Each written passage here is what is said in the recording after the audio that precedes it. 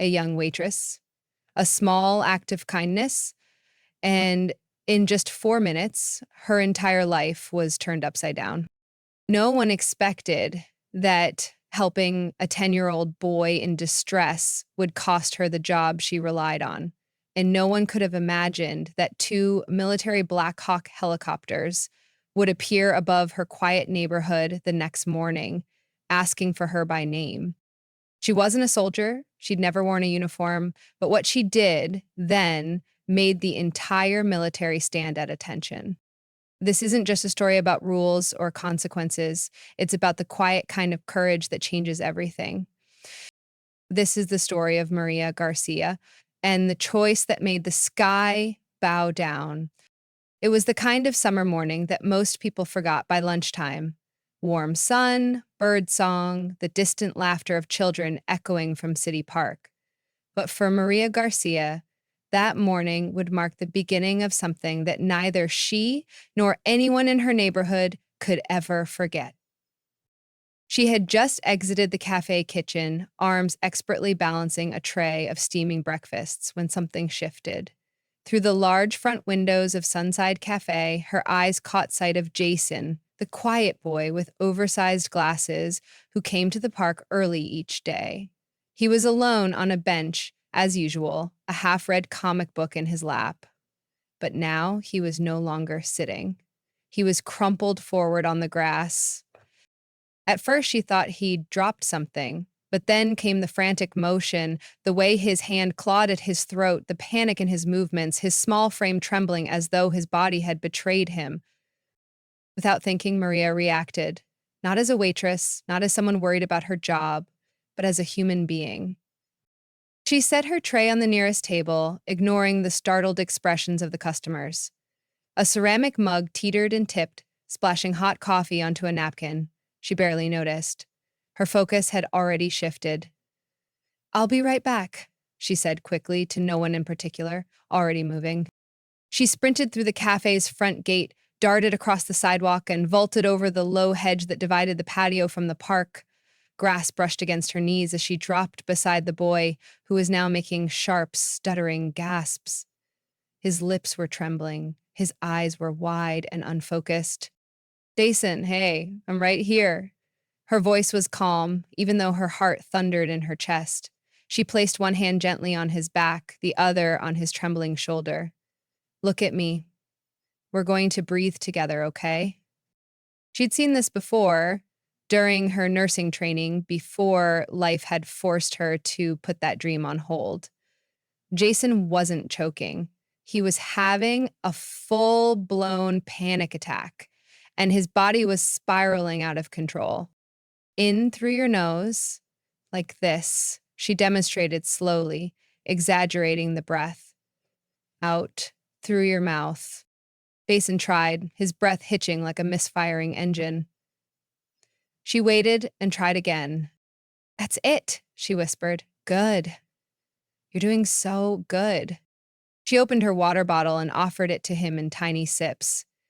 His small hand gripped hers, desperate, trembling, but gradually, by minute, the color returned to his face. The gasps turned to breaths. The panic slowly loosened its grip. "It happened again," he whispered. "Mom told me to call her, but I forgot my phone." "You don't have to worry about that now." Maria gave his hand a gentle squeeze. "We'll call her together. You're safe now."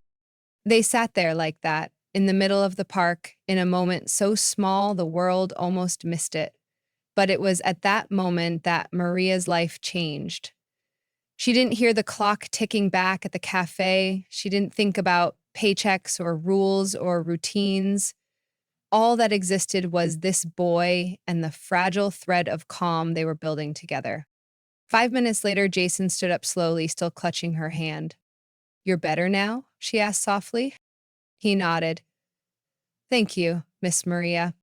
She offered him a small smile, brushing a strand of hair from her face as she stood.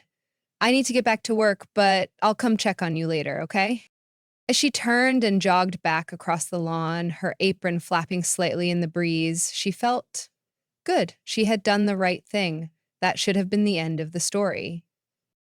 But as Maria stepped back onto the cafe patio, she didn't yet know that her act of compassion had already started a chain reaction, one that would bring helicopters to her doorstep, military officers to her street, and her quiet life into the public eye, all because of 4 minutes, for a minute that revealed who she truly was. Maria Garcia didn't come from much, but she carried herself like someone who had never known defeat. At 26, her daily rhythm was a dance of quiet sacrifices, each step shaped by the weight of responsibility and the flickering ember of a dream still alive inside her. She lived just 6 blocks from the cafe in a modest third-floor walk-up where every creaking stair reminded her of how far she'd come and how far she still hoped to go. Inside, the apartment was small but filled with warmth, mismatched chairs, secondhand bookshelves, and a photo of her mother smiling despite the tubes and hospital gown, taken just weeks before the end. The cancer had taken her mother 3 years earlier, stealing not only the woman who had raised her but also Maria's future. She had just been accepted into nursing school, her acceptance letter proudly pinned to the fridge when the diagnosis came. With no one else to care for her younger sister Elena, Maria had made the only choice she could. She gave up school and picked up a tray. Yet she had never let go of that letter. Framed now and hanging above their kitchen table, it served as a quiet promise. Not forever. Just not yet.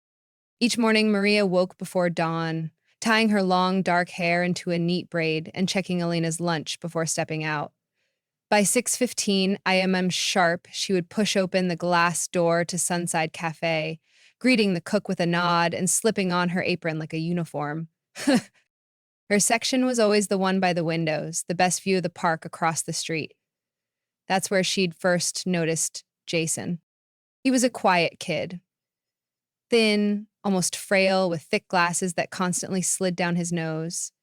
His mother, a paralegal at the law office across the boulevard, would drop him off just after 8 o'clock, kissing him quickly before rushing off to court filings and deadlines. Jason would sit alone on the park bench, comic book in hand, waiting for the summer day camp bus that arrived at 9:30. Most people barely noticed him, but Maria did. She'd started small, a blueberry muffin wrapped in a napkin, left on the railing of the cafe patio, by accident. Then came the real conversations, short, quiet exchanges during her breaks. She'd remind him to tie his shoes and comment on the comic he was reading.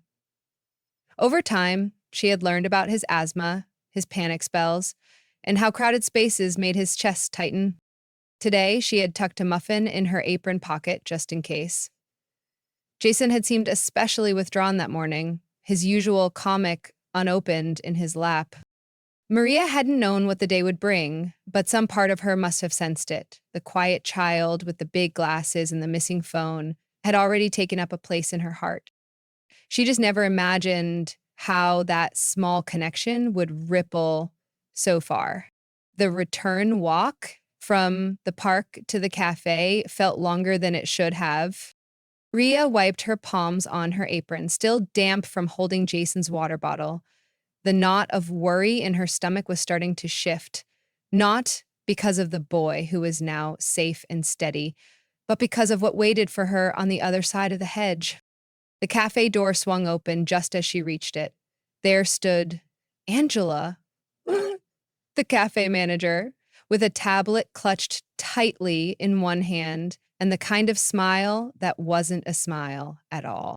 4 minutes and 27 seconds, she announced, her voice clipped and loud enough to cut through the clinking of silverware and the gentle hum of conversation. Maria blinked, caught off guard. What? That's how long you abandoned your section. 4 minutes, 27 seconds. Maria tried to respond calmly. Angela, a child was in distress. Jason was having a panic attack. I used my nursing training. I helped him. Angela didn't flinch. And meanwhile, Table 7 had to get their water. Table 9 has been waiting for their check for almost 10 minutes. This is a business, not a clinic. The chatter in the cafe slowed. Conversations died down into a murmur. Forks were lowered. Maria felt the weight of every pair of eyes on her. I understand, Maria said softly, but he was alone. I couldn't just walk away. You can walk away from your duties just fine. Maria looked around, silently searching for support. Mrs. Winters was sitting at her usual corner table, lips pursed, her hands folded tightly in her lap. She opened her mouth as if to say something, but then closed it again. No one spoke. No one stood. Angela extended a folded pink slip between them, her arm rigid. You've been warned before about chatting too long with customers. Consider this the final straw. You're done here. The paper trembled slightly as Maria reached out to take it, her fingers numb. You're firing me, she said, not as a question, but as a stunned confirmation. For helping a child? Angela didn't miss a beat. For leaving your post during peak hours without permission. It's not personal, Maria. It's policy. Maria's chest rose and fell with a quiet breath. She didn't cry. She didn't argue. She simply nodded. She turned and walked toward the back room, each step echoing louder than the one before. Behind her, the cafe returned to its rhythm, not quite as loud, not quite as warm. She gathered her few belongings from her locker, her notebook, her apron, and a small photo of her and Elena with their mother on her last Christmas. No one stopped her on her way out. Inside, the sun was still shining, the world still moved, but Maria felt hollow. She passed by the park again, almost by instinct. Jason was sitting upright now, next to a woman in a tailored suit. His mother. The moment she saw Maria, her face lit up. You're the one who helped my son, she said, standing. Maria simply nodded. I can't tell you how grateful I am. Maria gave a faint smile. I'm glad he's okay. But inside, her emotions were swirling, a confusing cocktail of pride, grief, and disbelief. She had saved a child, and it had cost her everything. That evening, the apartment was quieter than usual. Elena sat at the small kitchen table, her legs curled under her, a chipped mug of tea steaming between her palms. Across from her, Maria stared blankly at the framed nursing school acceptance letter on the wall. Its edges slightly yellowed now, its ink fading like a forgotten promise. I'll find something else, Maria said, at last, her voice almost too calm, too rehearsed. Maybe at the diner on the 7th. They had a sign-up last week. Elena frowned, setting down her mug. Wait, what happened? You were fine this morning. Maria hesitated. Her throat tightened around the words, as if saying them aloud might make the unfairness feel more real. There was a boy, she said finally. Jason. From the park. He had a panic attack. I helped him. Angela fired me for leaving my section during peak hours. Elena's eyes widened. She fired you? For helping a kid?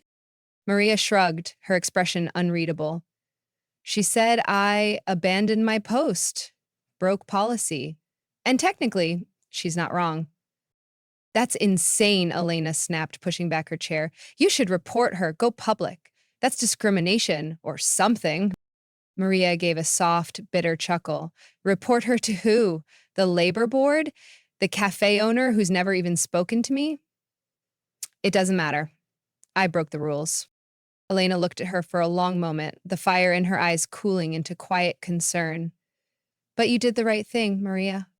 Maria said nothing. Right and wrong, didn't pay rent. Didn't buy groceries. Didn't keep the lights on. She had less than 3 weeks before bills came due. And the job listings she'd skimmed that afternoon all blended into one. Low pay, long hours, and managers who expected obedience over humanity. That night, long after Elena had gone to bed, Maria sat on the couch with her laptop balanced on her knees. She reopened an old bookmark she'd saved months ago. Online first aid refresher course, free certificate. Her cursor hovered over the start button for a full minute before she clicked. The page loaded slowly, and Maria leaned back, letting the screen light flicker across her face. Maybe this was the sign she hadn't known she was waiting for. She thought of Jason, of his trembling hand in hers, of the way his breathing had finally evened out because someone had been willing to kneel in the dirt and stay. She thought of the silence in the cafe, how no one had stood up, not even Mrs. Winters. That was the part that cut the deepest. People had seen what she did, and they had said nothing.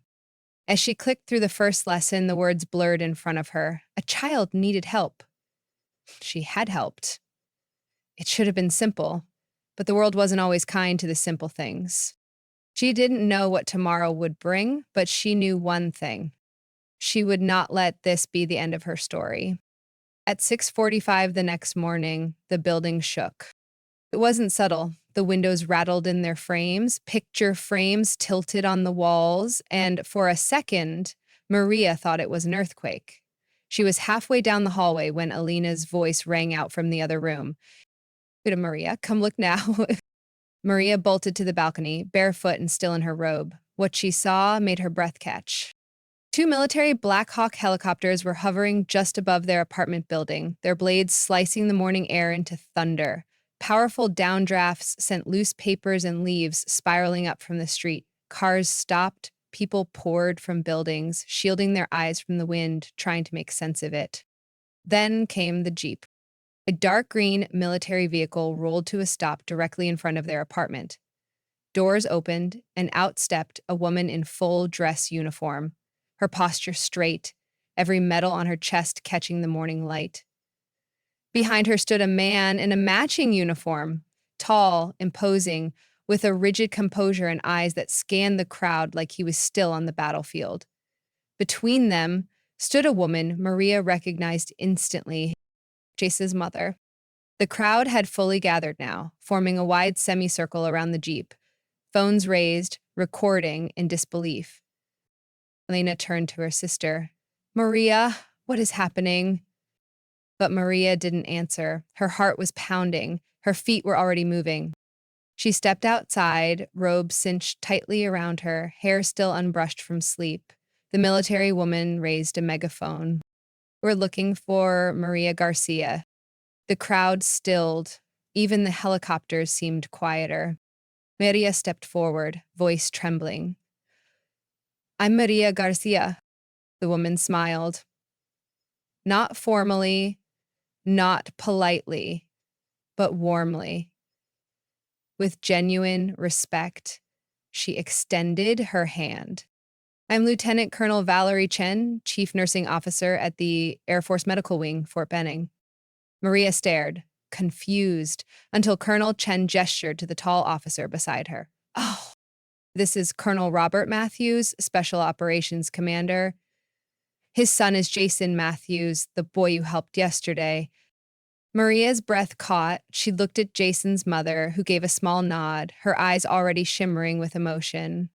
My son has a history of severe panic attacks, Colonel Matthews said, his voice clear even without a megaphone.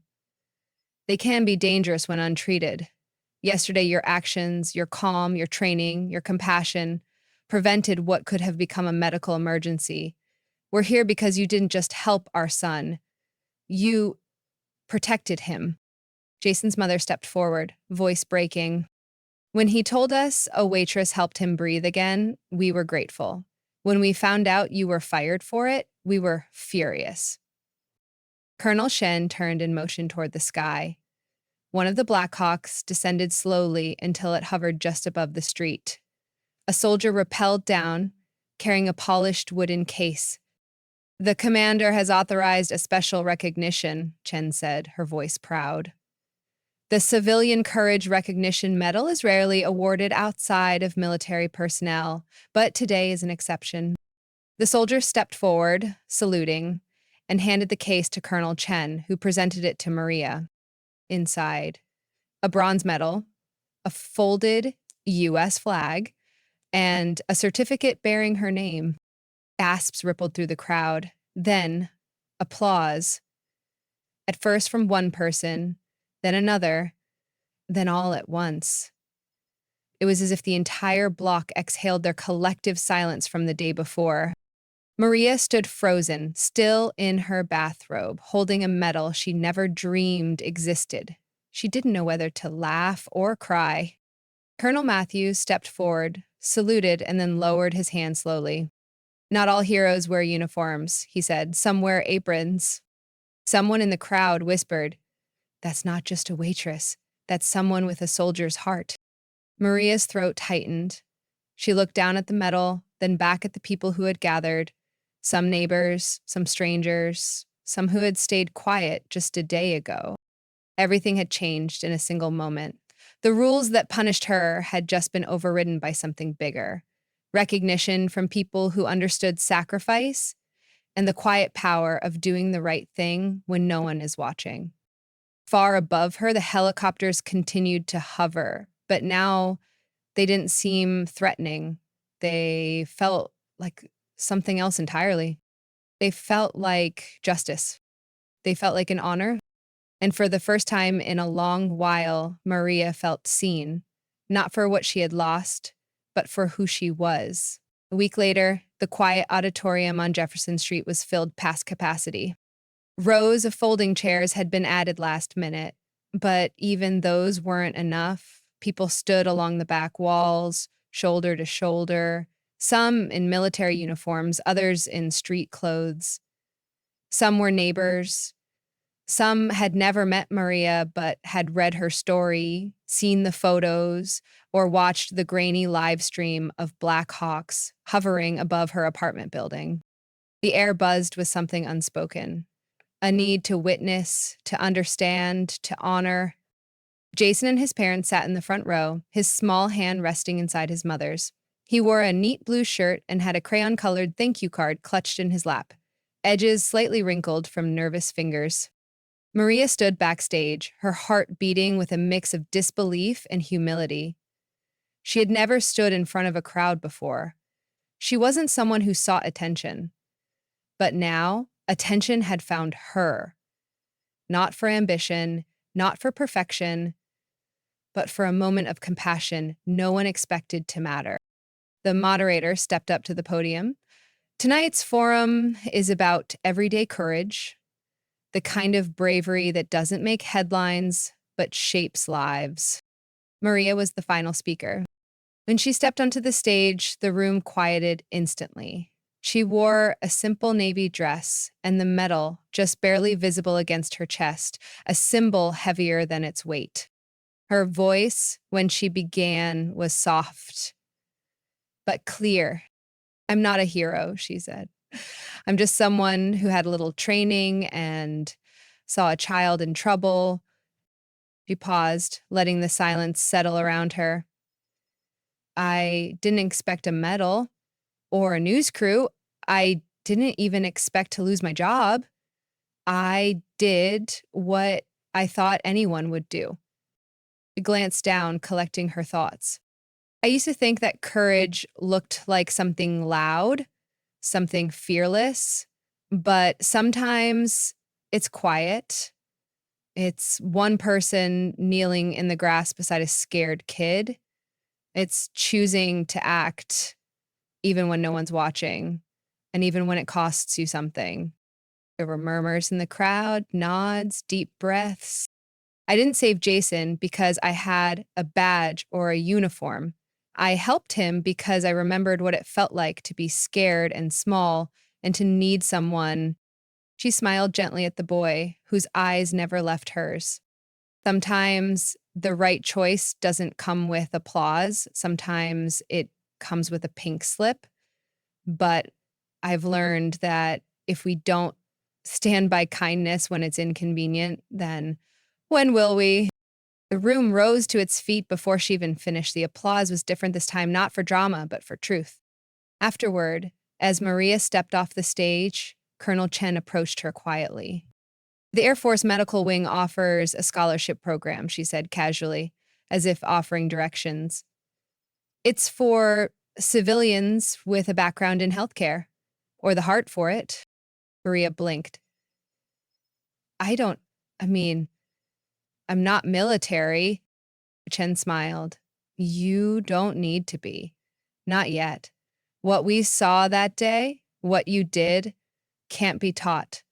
But we can teach you the rest. Tears welled up, uninvited but not unwelcome. I don't want special treatment, Maria said softly. This isn't charity, Chen replied. This is an investment in the kind of nurse we need. In the months that followed, Maria enrolled in nursing school. The acceptance letter that once gathered dust was joined by a new one, this time framed with fresh ink and fresh hope. She still helped out at the new cafe across town on weekends, not because she needed to, but because she liked being close to people. Jason and his father stopped by often, always sharing a muffin. Sometimes they brought comics. And though Maria never asked for recognition, people remembered. Because courage, real courage, doesn't always roar. Sometimes it whispers, I'm here, you're safe. Long after the helicopters were gone, after the last headline faded and the cafe that fired her replaced its staff and its signage, Maria's story still lived on. Not in viral videos, but in quiet corners of people's hearts. Because what she had done didn't just rescue a child, it reminded a community, reminded all of us that rules matter, but so does conscience. There are moments when a policy must take second place to a person. Maria never wore a uniform. She didn't carry rank and didn't operate under military protocols. She was, by every measure, ordinary. And that's what made her extraordinary. She didn't hesitate. She didn't weigh the consequences. She saw a child in distress and did what instinct and empathy told her was right. No camera, no promise of reward, just a heartbeat decision to put kindness first. And the world noticed, not because she asked it to, but because stories like Maria's don't belong in silence. They deserve to be spoken aloud, shared, remembered. Some say heroism is reserved for those on the front lines of war or disaster, but maybe it also lives in city parks, behind cafe counters, in the hands of someone who simply refuses to look away. Maria Garcia didn't just teach a child to breathe again, she taught all of us to pause, to feel, to respond. She reminded us that every day, courage isn't loud or showy, it's the quiet choice to care, even when no one's clapping. And in the end, maybe that's the kind of heroism the world needs most. So the next time you see someone step forward when it would be easier to step aside, remember this. Sometimes the sky bends not for power or fame, but for grace in its purest form.